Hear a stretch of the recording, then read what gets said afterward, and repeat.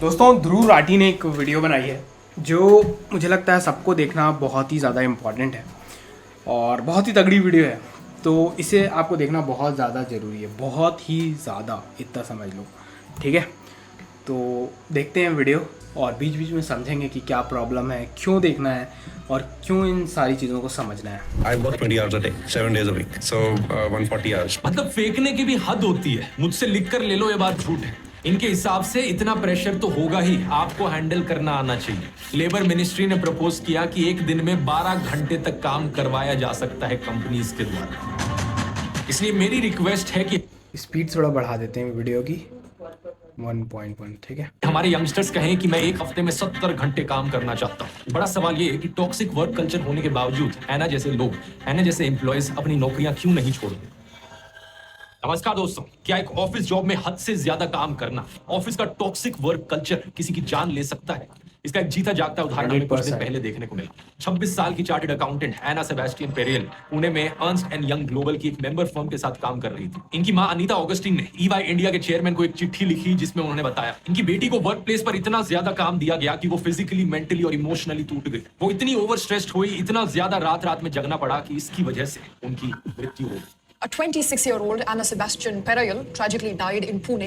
Anna Sebastian Perel was working for EY at their Pune office. Are Indians overworked? इस पूरी चिट्ठी को आज मैं आपके सामने पढ़कर सुनाऊंगा ताकि आप इन पेरेंट्स का दर्द समझ सको। क्योंकि बात पता है क्या है दोस्तों, ये कोई आइसोलेटेड केस नहीं था। एना जैसा ही फिजिकल, मेंटल और इमोशनल टॉर्चर देश में लाखों कॉर्पोरेट एम्प्लॉयज सह रहे हैं। मैकेंसी हेल्थ इंस्टीट्यूट ने अप्रैल 2022 में एक सर्वे किया था। 15,000 अलग अलग एम्प्लॉयज से बात करी और 1,000 HR मैनेजर से। इस सर्वे में पाया गया कि 40% इंडियन एम्प्लॉयज में बर्नआउट, डिस्ट्रेस, एंजाइटी या डिप्रेशन के सिम्टम्स दिख रहे हैं। और ऐसे हर एक आउटकम का 90% कारण है टॉक्सिक वर्कप्लेस बिहेवियर। इसीलिए एम्प्लॉयज की अपनी नौकरी छोड़ने की इच्छा इंडिया में ग्लोबल एवरेज से 60% ज्यादा है। लेकिन देश में बेरोजगारी की भी प्रॉब्लम इतनी है कि ऐसे समय में कोई नौकरी छोड़ना आसान काम नहीं है। आखिर क्या है ये टॉक्सिक वर्क कल्चर और जो एम्प्लॉयज इसका शिकार है वो अपने इंडिविजुअल लेवल पर इसके बारे में क्या कर सकते हैं? आइए समझते हैं आज के इस वीडियो में।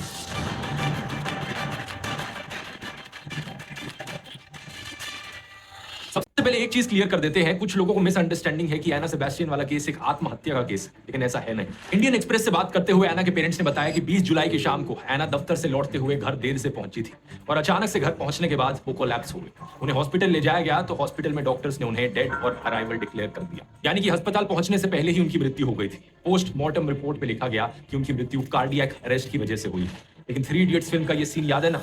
पोस्टमार्टम रिपोर्ट में आया है मौत का कारण intense pressure on windpipe resulting in choking.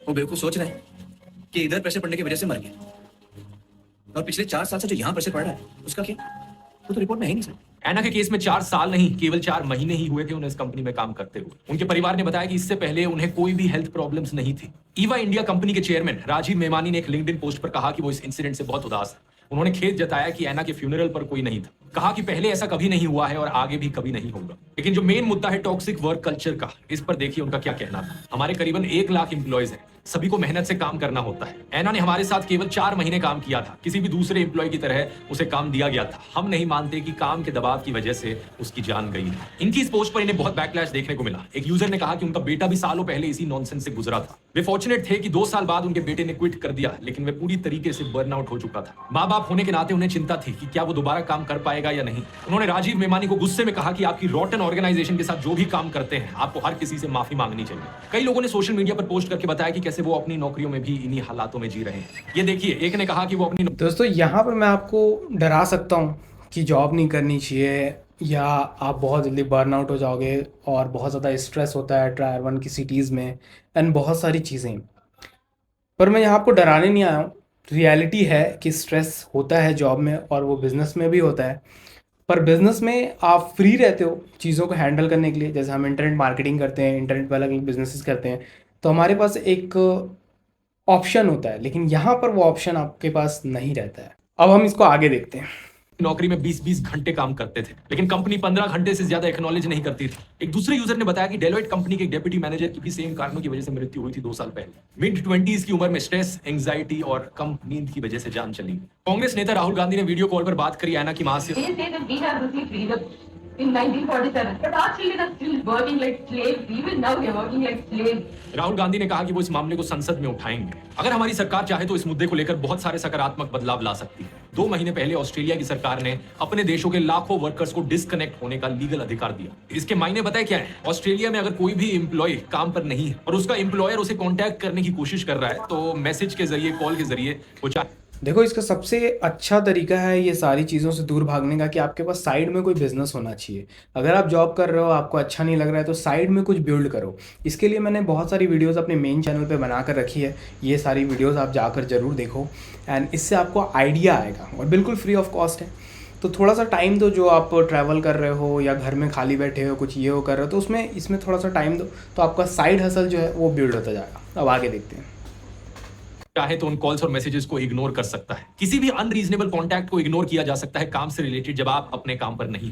Europe में देखिए, यूरोपियन यूनियन का कानून है कि ओवरटाइम मिलाकर मैक्सिमम वर्किंग आवर्स सिर्फ 48 आवर्स पर वीक हो सकते हैं। यानी कि किसी भी नौकरी में किसी भी इंप्लॉय से हफ्ते में 48 घंटे से ज्यादा काम नहीं कराया जा सकता। लेकिन हमारे देश का हाल क्या है? कहानी उल्टी ही चल रही है। नवंबर 2020 का यह आर्टिकल देखिए। लेबर मिनिस्ट्री ने प्रपोज किया कि एक दिन में 12 घंटे तक काम करवाया जा सकता है कंपनीज के द्वारा। यानी कि हफ्ते में अगर 5 दिन काम किया तो हफ्ते के 60 घंटे हो गया। जब लोगों ने इस चीज को लेकर हल्ला मचाया तो सेंट्रल गवर्नमेंट कहती है कि हमने इस मामले में जांच शुरू कर दी है। लेबर और एम्प्लॉयमेंट मिनिस्ट्री की मिनिस्टर ऑफ स्टेट शोभा कंदरलाजे ने ट्वीट करते हुए कहा कि अनसेफ और एक्सप्लॉयटेटिव वर्क एनवायरनमेंट के जो इल्जाम है उन पर थरो इन्वेस्टिगेशन शुरू कर दी।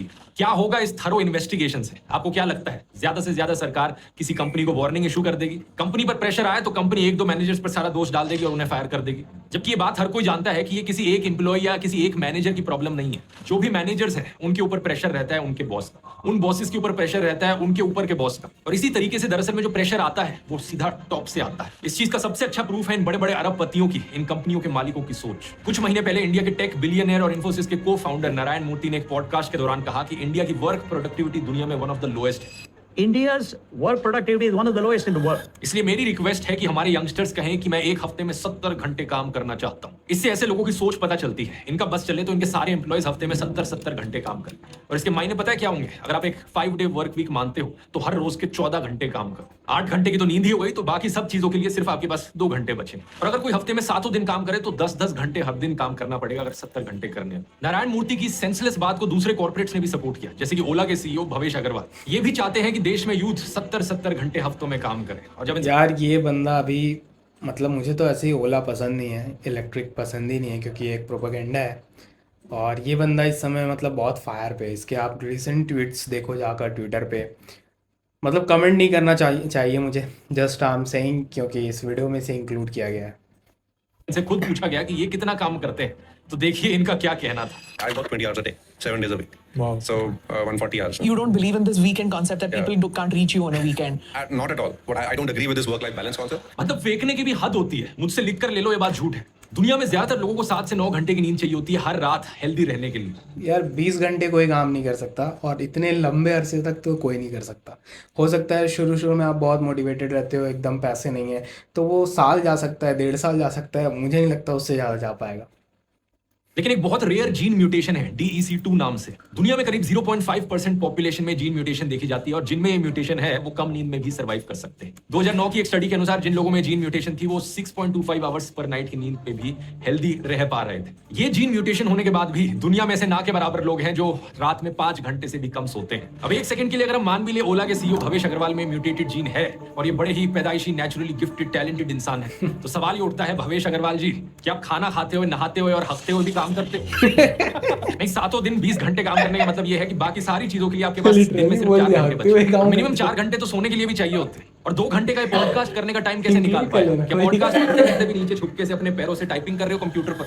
2017, 2020 और 2024 के न्यूज आर्टिकल्स आप देख सकते हो दोस्तों, जहां ओला के ड्राइवर्स किस तरह 10, 12, 14 घंटे काम करते हैं। कभी कभी 17, 18 घंटे भी इन्हें काम कराया जाता है। JSW के सज्जन जिंदल भी नारायण मूर्ति की बात को समर्थन दे रहे थे। इन सभी कंपनीज के सीईओज को मैं चैलेंज करना चाहूंगा कि अपनी कंपनी में जो लोएस्ट लेवल एम्प्लॉय है, एक बार उस लोएस्ट लेवल एम्प्लॉय का काम करके दिखा दो हफ्ते में 70 घंटे तक उसी की सैलरी पर, सिर्फ 1 महीने तक करके दिखा दो। ये फिर पता चलेगा कि असलियत में टॉक्सिक वर्क कल्चर का स्ट्रेस क्या होता है। एक एम्प्लॉय पर इतना बोझ डालने की बजाय ये कॉर्पोरेट्स ये क्यों नहीं कहते कि एक और इंसान को नौकरी दे दीजिए, दोनों में 35-35 घंटे हफ्ते में डिवाइड कर लिए जाए। ऐसा करने से पहली बात तो देश में बेरोजगारी कम होगी, और दूसरी बात एम्प्लॉयज की प्रोडक्टिविटी बढ़ेगी। सही सुना आपने, कम काम करने से एक्चुअली में प्रोडक्टिविटी और एफिशिएंसी गाइज यहाँ पर भी एक पॉइंट है, अनएम्प्लॉयमेंट आपको पता है किस लेवल पे है इंडिया में, और उसे मुझे नहीं लगता कि सरकार पे अब हमें ज़्यादा डिपेंड होना चाहिए, क्योंकि सरकार कुछ नहीं कर रही है. They are just filling their pockets, right. So point ये है कि मेक समथिंग जो आप ही करना चाहो, जो आप खुद ही बना पाओ, ऐसा कुछ करो.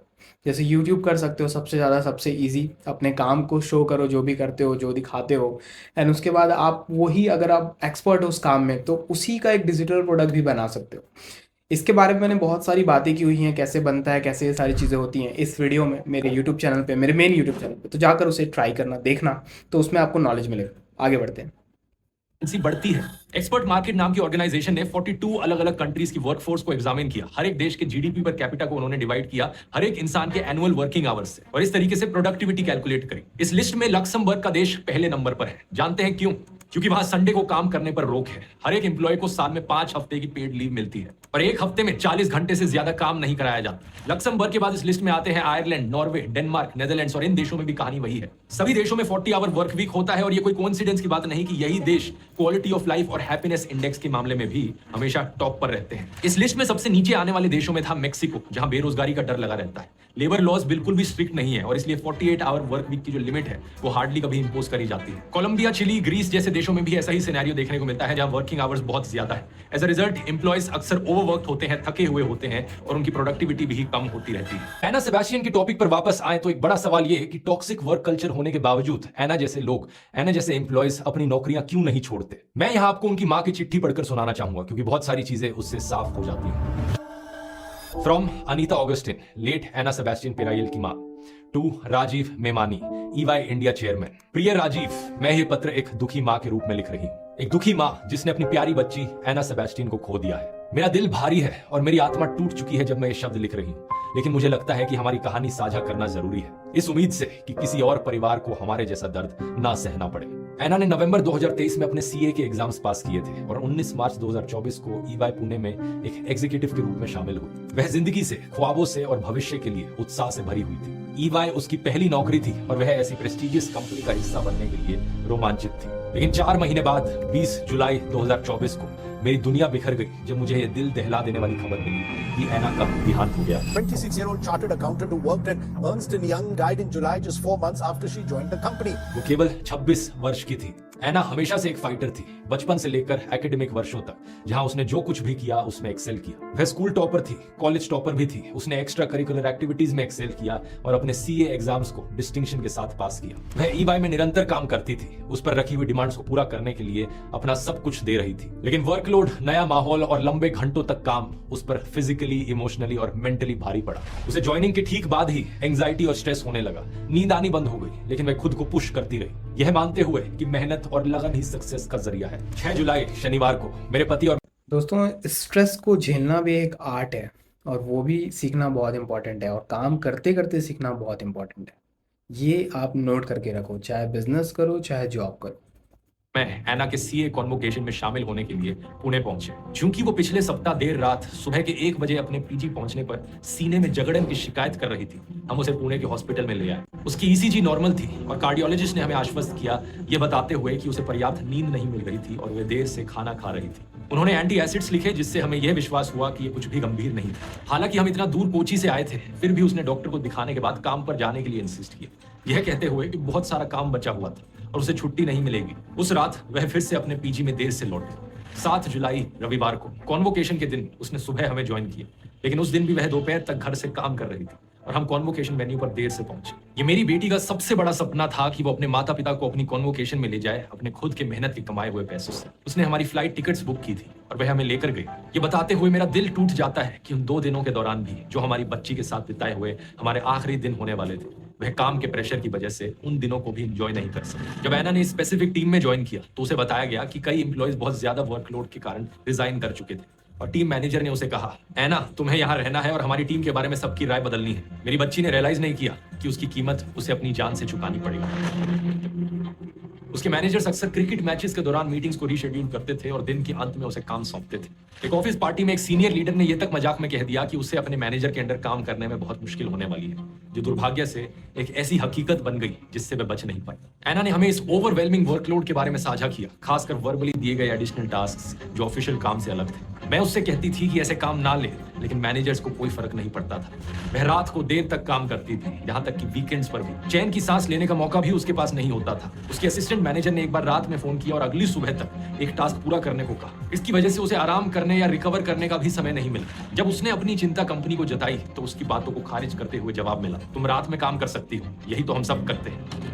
एना अपने कमरे में बहुत ज्यादा थकी हारी वापस आती थी, कभी कभी कपड़े बदले बिना ही बिस्तर पर गिर जाती थी। फिर और रिपोर्ट्स मांगते हुए मैसेजेस की बाढ़ आती थी। वह अपनी पूरी कोशिश कर रही थी, डेडलाइंस को मीट करने के लिए बहुत मेहनत कर रही थी। एना अंदर से एक फाइटर थी, आसानी से हार मानने वाली नहीं थी। हमने उसे कहा था कि नौकरी छोड़ दे, लेकिन वो सीखना चाहती थी और नया एक्सपोजर चाहती थी। एना कभी भी मैनेजर्स पर इल्जाम नहीं लगाती, वह बहुत दयालु थी, लेकिन मैं चुप नहीं रह सकती। न्यू कमर्स पर ऐसे कमर तोड़ काम का बोझ डाल देना, उनसे दिन रात काम कराना, यहाँ तक कि संडे को भी काम कराना, ये किसी भी हालत में सही नहीं। वह अभी तो अपने होम टाउन और अपने प्रियजनों को छोड़कर आई थी। सब कुछ उसके लिए नया था, ऑर्गेनाइजेशन, जगह, भाषा, और वो एडजस्ट करने की बहुत कोशिश कर रही थी। लेकिन इसकी बजाय मैनेजमेंट ने इस बात का पूरा फायदा उठाया कि वो नई थी काम पर, और उसे असाइंड और अनअसाइंड वर्क दोनों के काम में डुबा दिया। यह एक सिस्टेमिक इशू है जो इंडिविजुअल मैनेजर्स या टीम्स के परे है। कभी ना खत्म होने वाली डिमांड्स और अनरियलिस्टिक एक्सपेक्टेशंस को मीट करने का प्रेशर ज्यादा समय तक नहीं सहा जा सकता, और इनकी कीमत हमें एक युवा महिला की जान से चुकानी पड़ी, इसमें बहुत सारा पोटेंशियल था। एना एक युवा प्रोफेशनल थी जो अपने करियर की बस शुरुआत कर रही थी।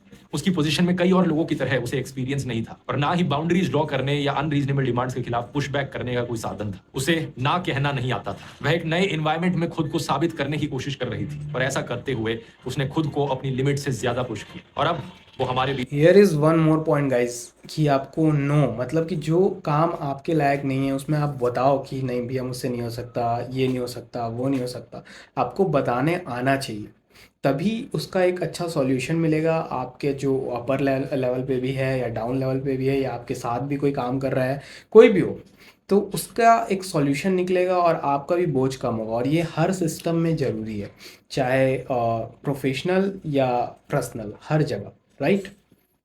नहीं, काश कि मैं उसे प्रोटेक्ट कर पाती, उसे बता पाती कि उसकी हेल्थ और वेलबींग किसी भी चीज से ज्यादा मैटर करती हैं। लेकिन मेरी एना के लिए अब बहुत देर हो चुकी है। राजीव, अब मैं आपको लिख रही हूं क्योंकि मुझे लगता है ईवाई पर अपने एम्प्लॉयज की वेलबींग सुनिश्चित करने की गहरी जिम्मेदारी है। एना का अनुभव एक वर्क कल्चर पर रोशनी डालता है जो ओवरवर्क को ग्लोरीफाई करता है, जबकि उन काम के पीछे इंसानों को निग्लेक्ट किया जाता है। ये सिर्फ मेरी बेटी के बारे में नहीं है, ये हर एक युवा प्रोफेशनल के बारे में है जो उम्मीदों और ख्वाबों से भरा हुआ ईवाई को ज्वाइन करता है, लेकिन अनरियलिस्टिक एक्सपेक्टेशंस के वजन के नीचे चकनाचूर हो जाता है। मैंने ईवाई की ह्यूमन राइट स्टेटमेंट को पढ़ा जिसमें आपके सिग्नेचर है। मैं उस स्टेटमेंट में एक्सप्रेस किए गए वैल्यूज का मेरी बेटी द्वारा फेस की गई रियलिटी से मिलान नहीं कर पा रही। ईवाई जिन वैल्यूज का दावा करती है, सचमुच उनके अनुसार जीना कैसे शुरू कर सकती है? एना की मृत्यु ईवाई के लिए नींद से जागने का एक मौका होना चाहिए। यह समय है अपने ऑर्गेनाइजेशन के वर्क कल्चर पर रिफ्लेक्ट करने का और अपने एम्प्लॉयज की हेल्थ और वेलनेस को प्रायोरिटाइज करने के लिए सार्थक कदम उठाने का। इसका मतलब है कि ऐसी इन्वायरमेंट बनाना जहां एम्प्लॉयज अपनी बात कहने में सुरक्षित महसूस करें, जहां उन्हें अपने वर्कलोड को मैनेज करने का सपोर्ट मिले,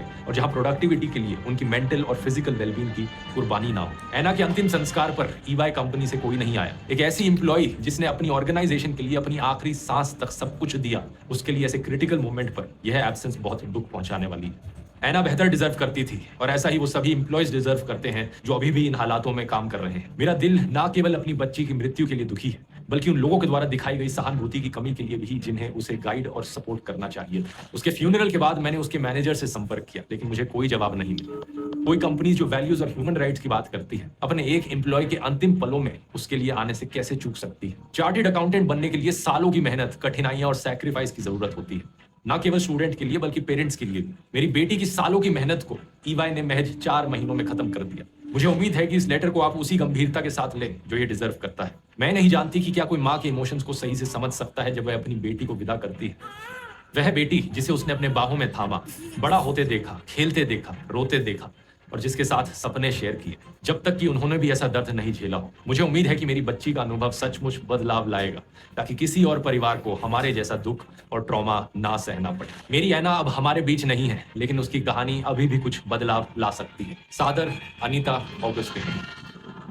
एना की माँ को मेरा सलाम कि अपनी बेटी के जाने के दुख में होते हुए भी उन्होंने दूसरों के लिए कंसर्न दिखाया, इस टॉक्सिक वर्क कल्चर को आईना दिखाया हालातों को बदलने की उम्मीद दिखाई। अगर आप कहीं पर दोस्तों ऐसे टॉक्सिक वर्क कल्चर को झेल रहे हैं तो कमेंट्स में अपना एक्सपीरियंस शेयर कीजिए। मैं कहूंगा ऐसे टॉक्सिक वर्क कल्चर को सीधा ना कहिए। अगर आप ऐसी किसी नौकरी में हैं, पहले तो अपने मैनेजर्स को कांटेक्ट करके उन्हें साफ साफ बताइए कि आप क्या झेल रहे हैं। बाकी एम्प्लॉयज के साथ अपनी प्रॉब्लम्स शेयर कीजिए। हो सके तो सोशल मीडिया पर आवाज उठाइए। अगर इससे भी बात नहीं बनी तो दूसरी कंपनी में स्विच करने की कोशिश कीजिए। खुद कोई नया बिजनेस स्टार्ट करना काफी मुश्किल चीज होती है। अगर ये नहीं करना तो हर एक फील्ड में फ्रीलांसिंग के भी ऑप्शंस होते हैं। इस टॉपिक पर कभी डिटेल में एक अलग वीडियो बन सकता है। अगर आप चाहते हैं तो नीचे कमेंट्स में लिखकर बता सकते हैं। अभी के लिए उम्मीद करता हूं इस वीडियो ने आप तो दोस्तों फ्रीलांसिंग की बात ध्रुव राठी ने कर ही दी है, तो मैं भी इंटरनेट मार्केटिंग की बात यहाँ पर आपको कर देता हूँ, आपके सामने रख देता हूँ। देखो, इंटरनेट मार्केटिंग में से बहुत सारे वेज हैं जहाँ से आप सिर्फ 4, 5 या 6 घंटे काम करके अच्छा खासा पैसा कमा सकते हो। उसके बाद आपको एक लैपटॉप चाहिए, इंटरनेट कनेक्शन चाहिए और दुनिया के किसी भी कोने में जाओ, बस वहाँ पर इंटरनेट होना चाहिए। वहाँ से आप काम कर सकते हो और अच्छा खासा एक अच्छी नौकरी से 10 गुना ज़्यादा पैसा कमा सकते हो। हाँ, शुरू में आपको ज़्यादा मेहनत करनी पड़ेगी, कुछ 1 साल तक। अगर वो चीज़ आप फेस कर पाओगे, मतलब उसको क्रॉस कर पाओगे, झेल पाओगे बेसिकली, अगर हिंदी में बोलूँ तो उसके बाद बहुत ज़्यादा इजी है इंटरनेट पे काम करना, फ्रीलांसिंग करना। और there are lot of things to do, right, जिसमें आपको अच्छा खासा पैसा मिलेगा। और उसके लिए आपको जस्ट यूट्यूब पे वीडियोस देखना है, कुछ मेंटर्स को ज्वाइन करना है, उनसे सीखना है, ताकि आपका टाइम बचे। जो मैं 1 साल का पीरियड आपको बोल रहा हूँ वो इसके अंडर बोल रहा हूँ। जो एक्सपीरियंसड है, जो बंदा पहले से ऑलरेडी कर चुका है, उसका आप गाइड लो, उसके मेंटरशिप में रहो, वो आपको ट्रेन करेगा, तब आप 1 साल में कर सकते हो। और अगर आप ये चीज़ नहीं करते हो, सिर्फ यूट्यूब पे देखते हो चीज़ों को, तो नहीं पता कि कितना ज़्यादा समय लग सकता है, अगर होगा भी कि नहीं होगा इसकी कोई गारंटी नहीं है। लेकिन अगर आप किसी के साथ काम कर सकते हो तो वो आपका टाइम बचाएगा, वो अपने एक्सपीरियंस से जो आप गलत करोगे उसको सही रास्ते पे लेके आएगा। And there are so many things जिससे आपको जल्दी रिजल्ट्स आएंगे। तो बहुत सारा तरीका है ऐसा टॉक्सिक चीज़ों को झेलना या इतना प्रेशर झेलना, स्ट्रेस झेलना। इससे अच्छा है कि आप साइड में कुछ बिल्ड करना शुरू करो। मेरा यूट्यूब चैनल है जो मेन वाला, जो आपको होम सेक्शन में मिल जाएगा, मेरे चैनल पे जाना, उस चैनल पे जाओ, वहाँ पर मैं पूरा इंटरनेट मार्केटिंग सिखाता हूँ कि कैसे इंटरनेट पे काम किया जाता है। और जब चाहो तब काम करो, जाओ घूमो, ऐश करो, लेकिन स्ट्रेस मत लो। क्या राय रहेगी आपकी इस वीडियो के नीचे ज़रूर बताओ। और जो एना की माँ ने लिखा इस कंपनी को, वो स्टोरी से आपने क्या सीखा, दूसरों के लिए हमें क्या करना चाहिए, आपको क्या लगता है, क्या मैसेज देना चाहिए पूरे वर्ल्ड को, ये आप नीचे कमेंट में ज़रूर बताओ। मिलते हैं नेक्स्ट वीडियो में। आई होप आपको इससे कुछ सीख मिला होगा।